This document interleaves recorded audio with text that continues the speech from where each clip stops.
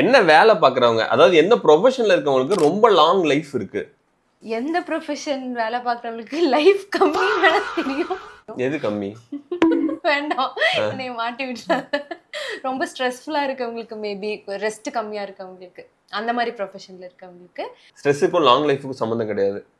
Okay, இப்போ நான் வந்து ஃப்ரீயா பேசலாம். கலைத்துறையில் இருக்கிறவங்க, ஆர்டிஸ்ட், கொஞ்சம் கிரியேட்டிவா யோசிக்கிறதுனால மைண்ட் ஃப்ரெஷ்ஷாவே இருந்துட்டு இருக்கும். கொஞ்சம் டிரைவ்டு தான், எக்ஸாக்டா கிடையாது, பட் ஆனால் கொஞ்சம் சிமிலர். சயின்டிஸ்ட், எஜுகேட்டர்ஸ், அதாவது சொல்லி கொடுக்குறவங்க, அகாடமிக்ஸ்ல வந்து ரிசர்ச் பண்ணுவாங்கல்ல, அவங்களுக்கு எல்லாமே வந்து கொஞ்சம் லாங் லைஃப் இருக்கும். டாக்டர்ஸ், சில மெடிக்கல் ஸ்பெஷாலிட்டிஸ் பண்றவங்களுக்கு லாங் லைஃப் இருக்குன்னு சொல்றாங்க. ரேடியாலஜி, பேத்தாலஜி, டெர்மட்டாலஜி, இந்த மாதிரி இதில் ப்ராக்டிஸ் பண்றவங்களுக்கு லாங் லைஃப் இருக்காமா. அதே மாதிரி மேனேஜர், இந்த அட்மினிஸ்ட்ரேட்டிவ் டாஸ்க்ஸ் எல்லாம் பண்றாங்கல்ல, அவங்களுக்கு லாங் லைஃப் இருக்கா. அதுலயும் இருக்கிறதுலே வந்து ஃபர்ஸ்ட்ல சொல்றது வந்து பொலிட்டீஷியன்ஸ். எந்த தெரியும், மோஸ்ட் ஆஃப் த பொலிட்டீஷியன் பார்த்துட்டோம்னா ஆல்மோஸ்ட் ஓல்ட் ஏஜ்ல தான் இருப்பாங்க. ஒரு மனுஷன் வந்து ரொம்ப நாள் வாழணும் அப்படின்னா அவங்களுக்கு வந்து முக்கியமான விஷயம் ஒரு பர்பஸ் இருக்கணும்.